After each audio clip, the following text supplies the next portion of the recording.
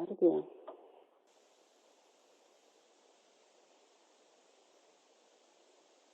Hello and welcome to your guide to the Affordable Care Act. My name is Trina Noel. I'm a healthcare specialist with Alkali Benefits and Insurance Services.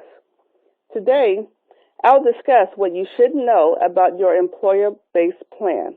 I'll go over your options regardless of your grandfather status, go over the minimum essential benefits you will have in your plan starting January 1st, 2014 if you are non-grandfathered. Also go over the exchange plan options if you have a non-grandfather status, and also your wellness program. These programs are a very attractive option to keeping your premiums affordable. So let's get started.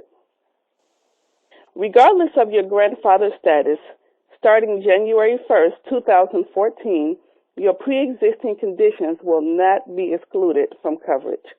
You will receive a rebate if your carrier's medical loss ratio is less than 80%. The Affordable Care Act was signed into law March 23, 2010. If your employer's health plan went into effect before that date, your plan is considered grandfathered. Your employer can keep the grandfather status as long as significant changes to the benefits are not made to the plan. And the grandfather status does grant an exemption to the Affordable Care Act, but that exemption also excludes you from preventive care without cost sharing, the minimum essential health benefits required to satisfy the laws of healthcare reform, and rate increases due to medical history, just to name a few. To gain benefits of the Affordable Care Act, your plan has to be non-grandfathered. So if your plan started on or after March 23, 2010, or if your employer has not made significant changes to the grandfather plan, it will be considered non-grandfathered. So with a non-grandfathered plan, you will have coverage of the minimum essential benefits. We will discuss those here later. Discounts, you will have discounts for participation in the wellness program. Premium rating based on your medical history is prohibited. Your annual out-of-pocket expense is maybe capped at $2,000 if you're single, $4,000 for a family, and you will have a waiting period of no longer than 90 days to start your employer-based plan as a new employee. Listed here are the essential benefits which are required on new plans starting January 1st, 2014. And these benefits are ambulatory patient services, hospitalization, emergency services, maternity and newborn care, mental health and substance use disorder services, including behavioral treatment, health treatment, prescription drugs, rehab services, laboratory services, preventive and wellness services, and chronic disease management. Also, pediatric services will be available, including oral and vision care. Now, employer health insurance have more than doubled in the last 9 years. In the DFW area, medical spending for insured adults is 15% higher than the national average.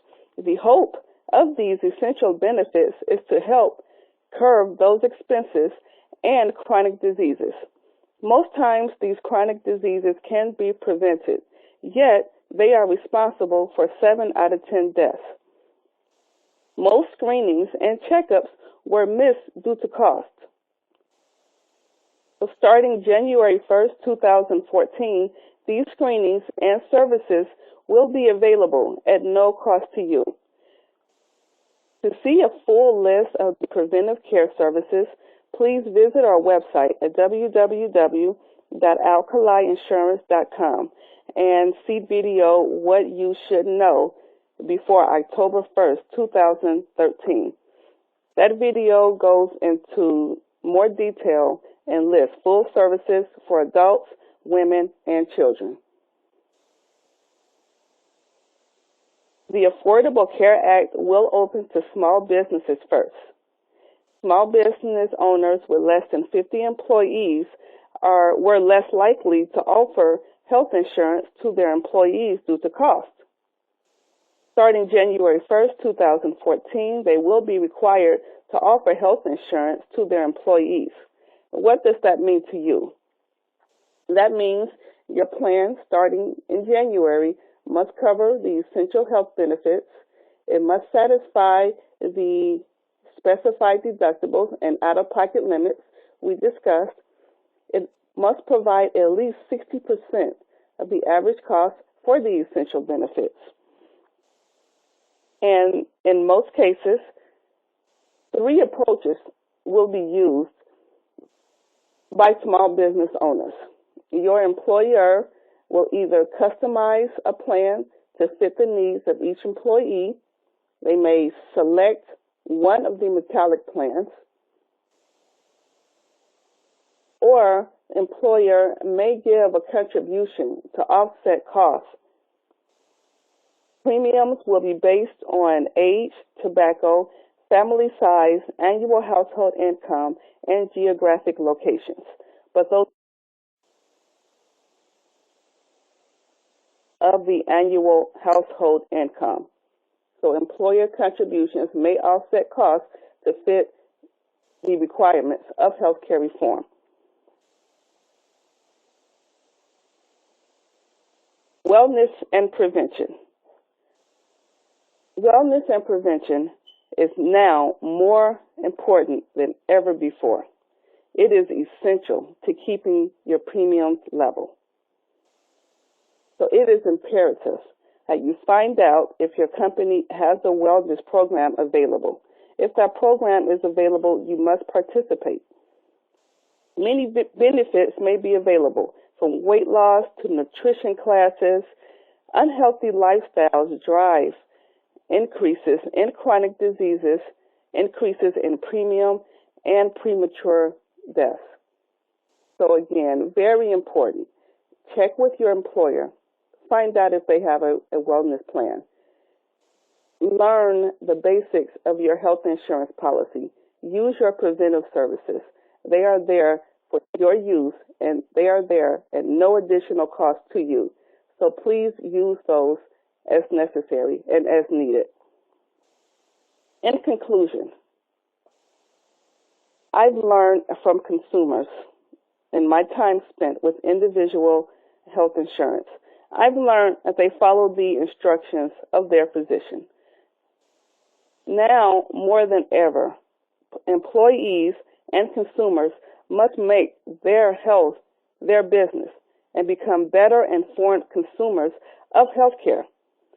The more educated you are, the lower you'll lower the utilization of your plan, and that will in turn lower your premiums.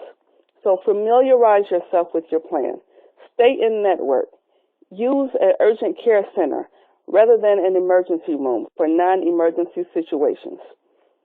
Medical services are as competitive as your home and auto insurance. If you need a CAT scan or MRI or prescriptions, find an imaging center. Shop those services around to find the lowest cost possible. If you would like to learn more information regarding group benefits, or if you have questions regarding healthcare reform or health insurance in general, feel free to give us a call. Again, my name is Trina Noel. My number is area code 972-673-0045.